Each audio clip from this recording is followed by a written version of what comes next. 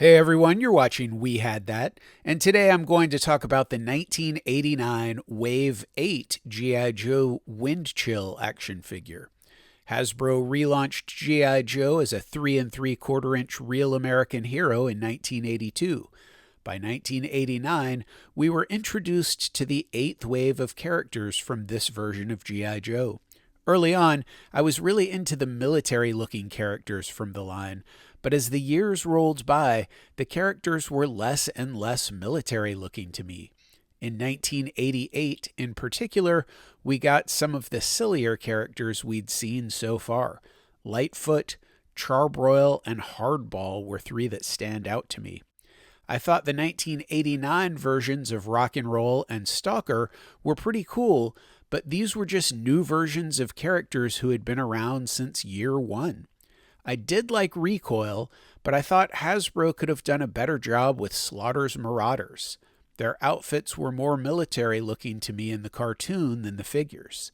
Another character that I did like from the 1989 lineup was Windchill. Ever since Snow Job came out in 1983, I'd been a fan of the Snow Guys. That was probably a holdover from being such a big fan of the Hoth scenes in The Empire Strikes Back and loving the Hoth Star Wars figures.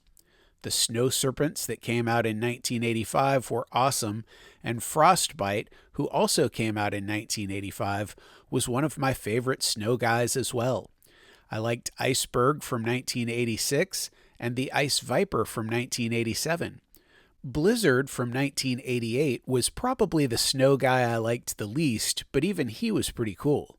So I was happy to add Windchill to my snow team in 1989. Interestingly, I didn't have the vehicle that he came with, the Arctic Blast, and I don't remember how I ended up with this figure. Windchill had blonde hair and a blonde mustache. He wore a white coat with a gray camouflage pattern, light gray pants, dark gray gloves and boots, and a white hat with black lensed goggles. Over his coat, he wore a dark gray belt with molded-on pistol in a holster and a bandolier. There was some kind of molded-on phone attached to his chest, and on his left boot, he had a molded-on knife. Windchill came with a black assault rifle and 2 black skis with guns mounted to the front. Since most vehicle drivers were lucky to come with a weapon at all, this actually seems like a lot for a vehicle driver. According to his file card, Windchill's file name was Jim Steele.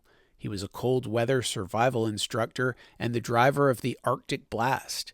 Before joining the Army, Windchill liked to drive snowmobiles and hunt. However, he ran into G.I. Joe's Blizzard, who got him excited about the idea of driving a fast, heavily armored snow vehicle for Uncle Sam. I may be wrong, but I don't think Windchill ever appeared in the first run of the Marvel Comics. The Sunbow G.I. Joe cartoon had ended by the time that Windchill arrived, but even though a new G.I. Joe cartoon came out in 1989 that included a lot of the characters from the same wave as Windchill, I don't believe that he ever appeared on the cartoon. I'm pretty sure that the only time he was animated was for the commercial for the Arctic Blast. Since most vehicle drivers only appeared on the box art for their own vehicles, I believe that the only box art to feature Windchill is the box for the Arctic Blast.